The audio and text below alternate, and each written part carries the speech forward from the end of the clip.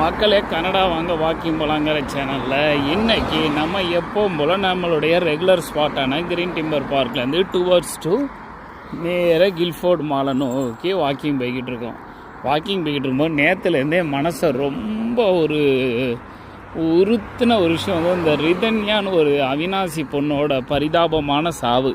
அதாவது அந்த புருஷன் வீட்டில் அந்த பிள்ளை அவ்வளோ கொடுமைப்படுத்தியிருக்காங்க. பாவங்க, அந்த பிள்ளை நரக வேதனை தான் அதை அனுபவிச்சிருக்கு. அப்பா அம்மாட்டையும் சொல்லியிருக்கேன் முதல்ல, சரி புது கல்யாணம் அப்படி தாம்மா இருக்கும், நீ போயிட்டு வா அப்படின்னு சொல்லி அனுப்பி விட்டாங்க.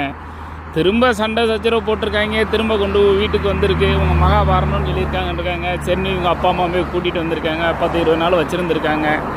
உடனே சம்மந்தக்காரங்க திரும்ப வந்து மாப்பிள்ளை வீட்டுக்காரங்க, நீங்கள் எது நினைக்காதீங்க, பொண்ணு அனுப்புங்கன்னு சொல்லி திரும்ப கூப்பிட்டு போயிட்டாங்க. சரின்னு சொல்லி திரும்ப அனுப்பி விட்டாங்க. கடைசியில் பார்த்தா அந்த பிள்ளையால் அவங்க கூட வாழவே முடியலைங்க.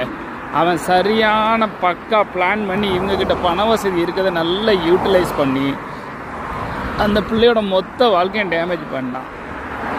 ஒரு ஸ்டேஜில் அந்த பிள்ளை வந்து இருக்கவே முடியலங்கிற ஸ்டேஜில் கார் எடுத்துகிட்டு வெளியே போய் இந்த தென்னை மரத்துக்கெலாம் அடிக்க வைக்கணும் மருந்து இருக்கலாங்க, அதை எடுத்து பாவம் சாப்பிட்டுட்டு அந்த பிள்ளை செத்து போச்சுங்க. அதை பார்க்கவே பாவமாக இருக்குங்க. இப்போ நம்மளாம் பொம்பளை பிள்ளையை பெற்றவங்க தாங்க. பொம்பளை பிள்ளையை பெற்றவங்க தான் தெரியும். அந்த பிள்ளை வந்து ஒரு பெண் குழந்தை வந்து அப்பான்னா உயிராக இருக்குங்க. அப்பா கூட தாங்க இருக்கும். அது ரொம்ப பாவம்.